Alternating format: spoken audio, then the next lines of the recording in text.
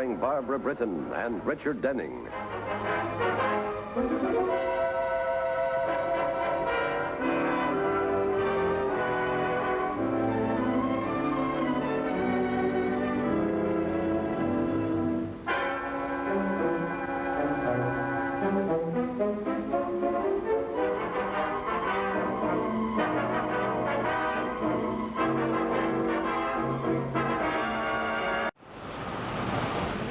Now, ladies and gentlemen, I'm offered $40 for this urn. Do I hear 50? Going at 40. Going. On. The lady in the gray hat. Take it away, boys. Lot 439. Oil painting after B.G. LeBron. Florentine frame. Now, what should we say? $10? $10. $10. 11. 11. 12. 12. Any advance on 12? Oh, come, ladies and gentlemen. The frame alone is worth more than that. 13. 13, well, I should say so. 14. 14. Any advance on 14? Last call, 14. Going, gone. Lot 400, carved Cassoni dowry chest, Italian, 17th century. Now there, ladies and gentlemen, one of the finest and the most beautiful items in this sale. Is it moth-proof? Moth-proof, rain-proof, worm-proof, and bullet-proof, madam. Thank you. You see, I want to store my blankets in it. And my winter eiderdown. Then perhaps you wouldn't mind opening the bidding, madam, starting at $100. Oh, my. I don't mind going down to 50. Very well, then. 50 it is. 60. 60? 70. 70? 80. 80? 90. 90? Are you bidding, madam, or are you waving at me? I bid 100. Well, we're right back where we should have started from. 110. 110? 120. 120? Any advance on 120? 120 for the last time? 130. It's yours, madam. Congratulations. That's the best buy of the afternoon. Wilkie, get the lady's name. I'm exhausted. I feel as though I'd done a week's laundry. Your name, please? Mrs. Gerald North, 24 St. Anne's Place, New York. Lot 401, sterling silver candlestick, Georgian style. If you'll step this way, please. I want to pay the whole amount, and I'd like it delivered tonight if possible, as we're going away for the weekend. I think that can be arranged. I beg your pardon. What number is he auctioning off now? 401. Oh, I want to bid on number 400. I got caught in a traffic jam. I'm sorry, madam. That's been sold. This lady bought it. How much did you pay for it? $130. I'll give you $150. Quiet, ladies, quiet. This isn't a bargain basement. Sorry, madam. Will you sit down, Mrs. North? Now, we'll start the bidding on these beautiful sterling silver candlesticks. Well, how about it? $25. No. $25. Look, I must have that chest. Madam, these are genuine Georgian. What will you take for it? $30. I wouldn't sell it for $1 million. It's exactly what I've been looking for. But I'll pay you anything within reason. 40 I bid. Listen, Miss, whoever you are, there aren't any words in the English language that could persuade me to change my mind. We'll make it 75. You'll regret this. 60. 75. My, what a persistent creature. She did seem a little upset. After all, it is a good chest, but only a reproduction. She must be very spoiled and very rich. Her clothes weren't very smart, were they? That may be just bad taste. Did you notice the emerald bracelet she was wearing? Looked like a four-leaf clover. Well, it didn't bring her very much luck this time. What took you so long, Grace? Lousy parade on Fifth Avenue. All right, all right. The point is, did you get it? Now, don't fly off the handle, legs. I did the best I could. You mean you didn't get it? Some dizzy dame bought it before I got there. I couldn't help it. I ought to hang one on you. Don't miss. Look, I can't help it if there's a parade. I couldn't get across the street. Why didn't you buy the dame off? Oh, I tried to. She stuck her heels in, said she wouldn't take $1 million for it. Now, listen to me, Grace. I got my heart set on that piece of furniture. Now, you go back and get it before they ship it out of that grind joint. I don't care who you have to pay off or how much. Do I make myself clear? I wouldn't wear that lousy brunette wig again to go out and buy a mink coat. Don't you tell me what you won't do. Put it on.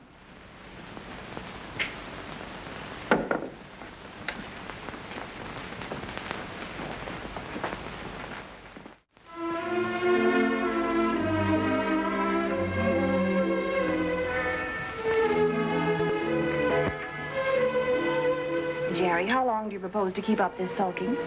Permanent. You're acting like a silly little boy. Well, if I'm a silly little boy, you're an A1 infant in arms. First, you pay $130 more than we can afford for a chest we don't need. Then, when you have a chance of more than doubling your money, you turn it down. Oh, it's pathological. Oh, you men, always thinking of the profits. The beautiful things in life pass you by. Well, I think those 500 smackers you might have made are beautiful things. $130 in the publishing business the way it is today. Oh. Look at those carved cupids. Aren't they beautifully executed? No, but I'm in favor of it. I think that thing's a monstrosity. You could have got a perfectly nice modern cedar chest for $70 at any department store in New York. Yes, but that wouldn't be moth-proof, worm-proof, waterproof, and bulletproof. What? The auctioneer. He claimed it was all those things. Oh, I'll bet that's the delivery man with the key.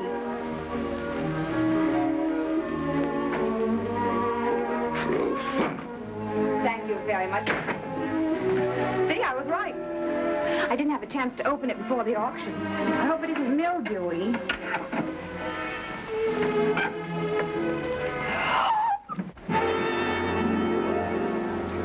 Bargain is obviously not body-proofed, huh? Jerry, look, I think it's her. Who? The girl at the shop who made me the offer. It is. Yes, I recognize her bracelet. The four-leaf clover.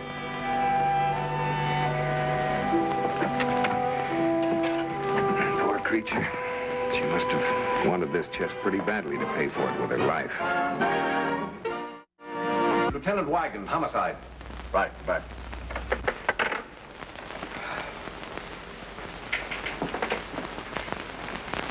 What's he say, Bill?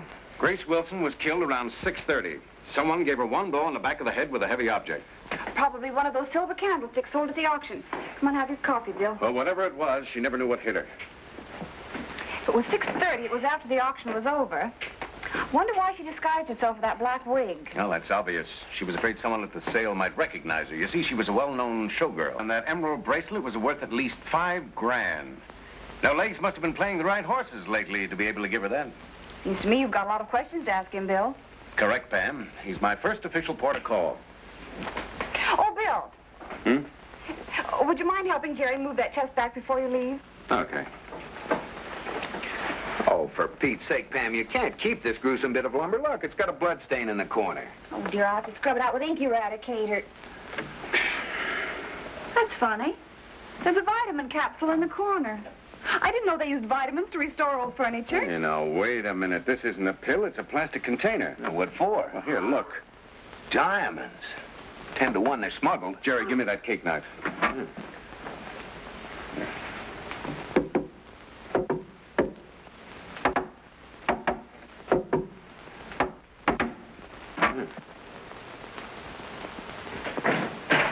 Just as I thought, it's got a trick bottom.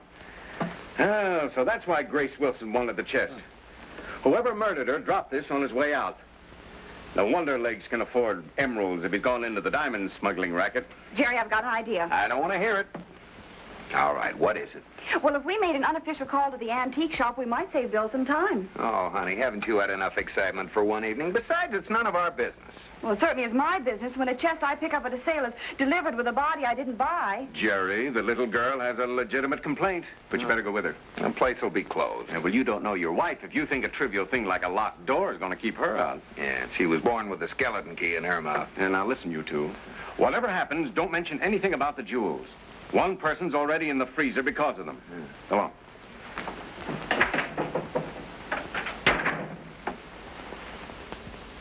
Mr. Stulik, it was a natural mistake. What's natural about it? Now look. One Cassoni chest from Casa Italia, Torino, to Henry Latimer, 5602 Park Avenue, New York City. But if you remember, sir, before you went away, you told me there were no special shipments expected until next week. This arrived on the Vulcania 4 days ago. After I'd signed for it, I put it in with the regular stuff for our monthly sale, as a matter of course. Who can't it be at this time of night? Did you leave the light on in the front of the shop? No, sir. Oh, well, then get rid of whoever it is. I'll call Latimer and see if I can make my peace. Can't lose my best customer.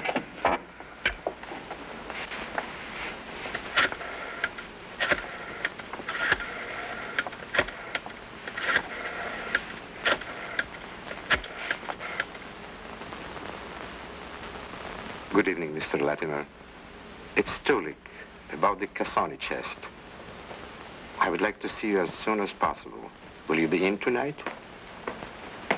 Very well. I'll be there. Mr. Stulik, it's the lady who bought the chest. And her husband. What a strange coincidence. Mr. Wilkie and I were just discussing your purchase. I'm Audrey Stulik, owner of this shop. Will you please sit down? Chairs, please. Thank you.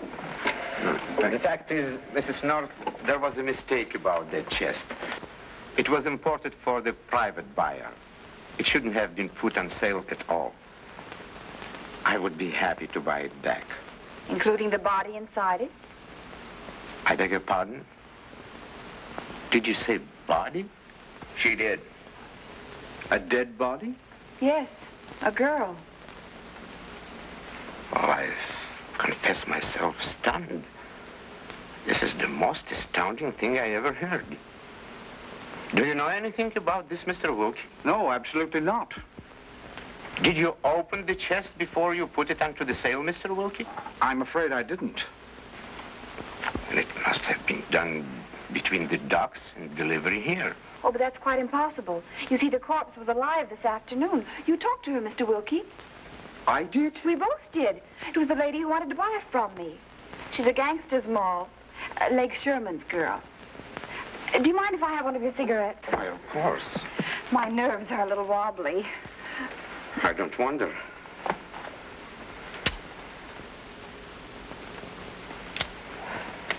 What lovely cigarettes. They're French, aren't they? Yes. Gauloise Bleu. They always make me think of our honeymoon in Paris. Montmartre with its open-air cafes and funny little studios and the Rue de Rivoli and the Bois. Oh, for Pete's sake, Pam, stop talking like a travel folder. The point is, Mr. Stulik, we really came here to ask what compensation you're prepared to offer. For what? Involving us in this murder. But, my dear sir, I'm not involved. I've been attending a series of furniture sales in Boston. I returned here tonight, arriving at Grand Central at 7:05. By the time I got here, your chest had already left the premises. That is true. As far as I'm concerned, Mr. North, after the sale, I gave orders to the delivery man, and then I slipped out for a sandwich. When I returned, the chest was already on its way to you. Well, then I can see only one explanation. While Mr. Wilkie was having his sandwich, Grace Wilson must have sneaked in here through the back window, knocked herself on the head, and locked her own dead body in the chest. I don't think that rings quite true, dear, do you? Come along, darling. The police will probably be here any minute now. Oh, dear. Oh, what a lovely piece of airplane luggage. Much too light to carry on a train. Au revoir, Mr. Stulik. You'll be hearing from our lawyer. Good night.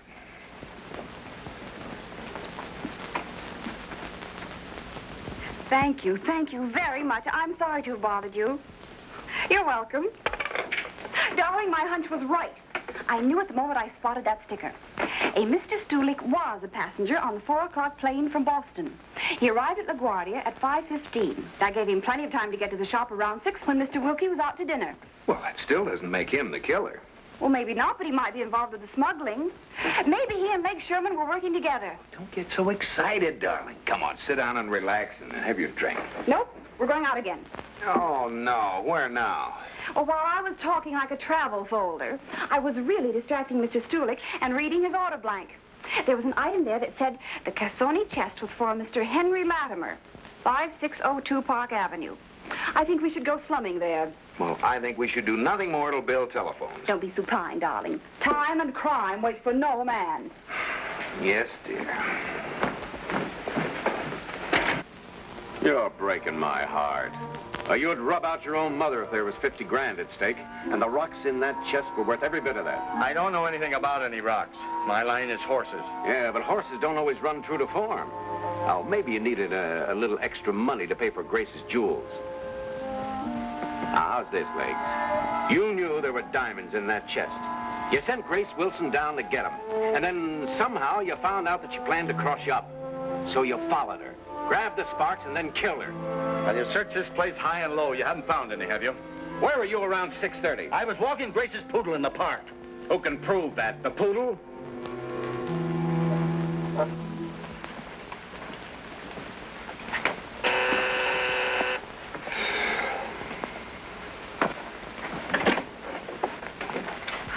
Good evening.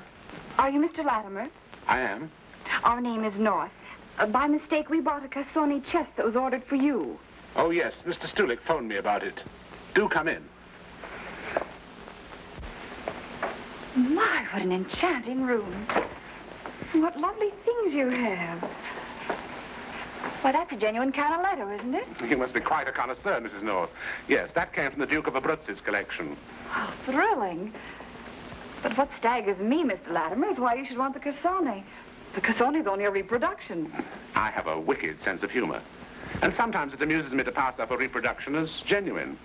Now, you are prepared to sell me the chest, aren't you? Well, if you don't mind it being a little soiled.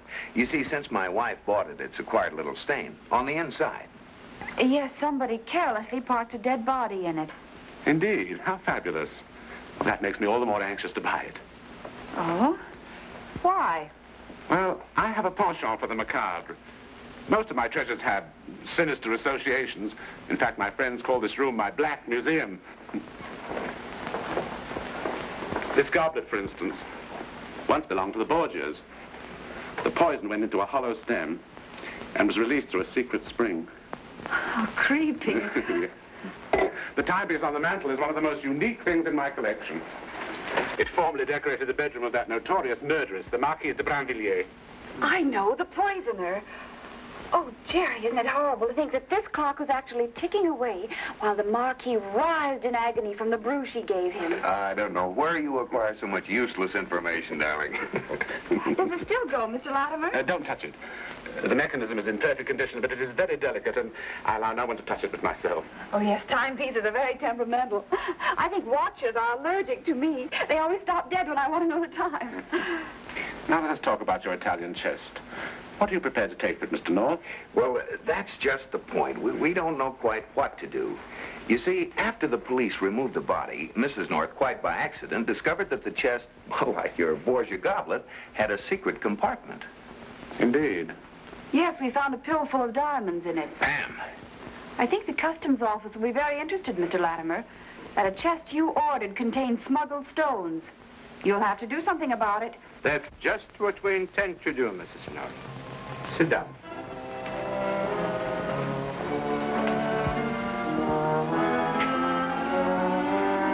You too, Mr. North. You made a tragic mistake when you learned how to talk, Pam.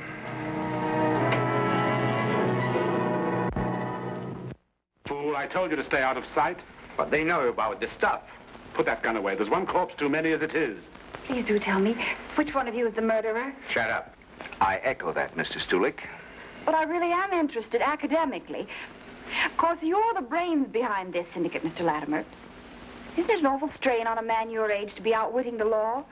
You should retire and spend the rest of your life in a nice, quiet jail. I have no intention of going to jail, Mrs. North. It's not my fault if jewels were concealed in a chest meant for me. I had nothing to do with it. It's Mr. Stulik and his European associates who are responsible. You're not going to hide behind me, Latiner. Why not? That's what fronts are for, aren't they? This garrulous woman is not as dumb as she pretends to be. These two know too much. We've got to shut them up for good. And what do you plan to do with our bodies? Buy 2 more chests?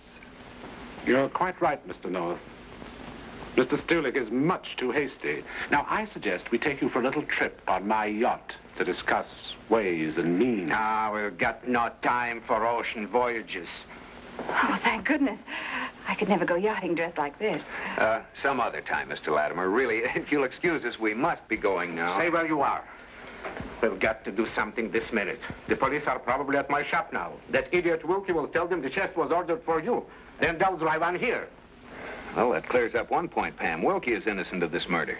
Yes, Mr. Stulik, that's where you made your fatal error. You were too greedy. You should have cut Wilkie in on your racket. I think you stole quite long enough for time, Mrs. North. You will go with Mr. Stulik to the service elevator. And this time, Andre, you have my permission to shoot if they try any tricks. Come on.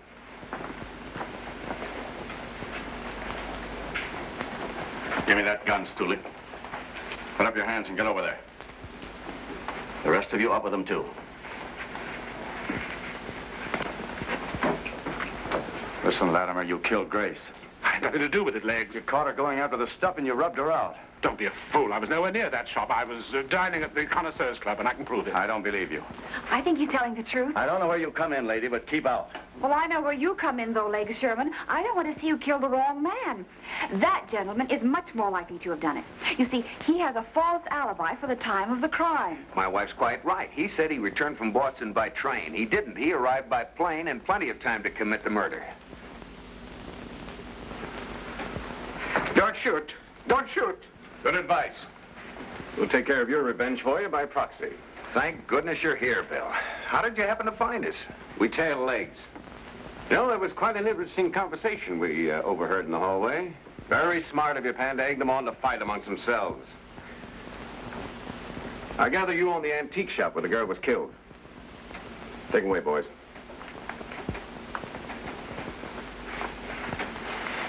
My only regret that I didn't finish you off, too. Au revoir. You can go, Legs, but I'll want you for questioning. What about? Who tipped you off that there was a consignment in that chest? The Amsterdam bunch? You got a nerve. And apparently you're losing yours. You send your own girl to do your hijacking these days. You can't tie me in with that mob, and you know it. You've got nothing on me. Just a matter of time. And now all we need to cage this bird is to find the eggs in this basket. Can you help me, Jerry? Delighted. You can search till doomsday. You'll find nothing. Oh, yes, we will. I know exactly where they are. Mr. Latimer seemed terribly concerned about this clock. I'll bet this envelope is full of pills. Why, you little ferret, you. Now, how in blazes did you know that, Pam? Are you psychic? Mr. Latimer isn't as smart as he thinks he is. In the first place, he was scared to death I'd touched the clock. And then when he said it was in perfect working order, I noticed it had stopped a half hour before. That's right. The hands are still at 10:15. That would be just about the time Stulik got here ahead of us. All right, Latimer, that's the end of your importing business. Come along with me. You'll be formally charged. Oh, wait a minute, Bill. Mr. Latimer, you won't need to tell the time while you're doing time. So would you sell me the clock? It'll just match my chest. I'm afraid I don't deal with amateurs, Mrs. North. Well,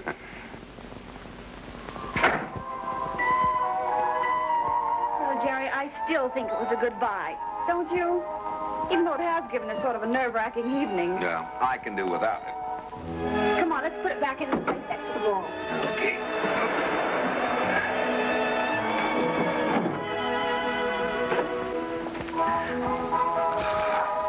Jerry, I'm sure I heard something move in there. Oh, nonsense.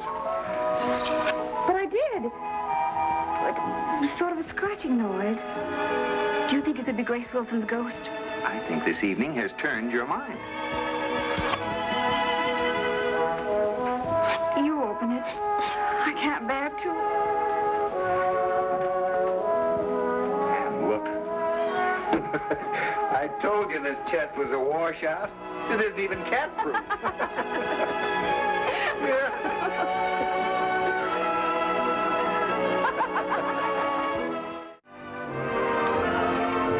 Mr. and Mrs. North is directed by Ralph Francis Murphy. A John W. Loveton production. Produced by Federal Telefilms. Starring Barbara Britton and Richard Denning, featuring Francis DeSales.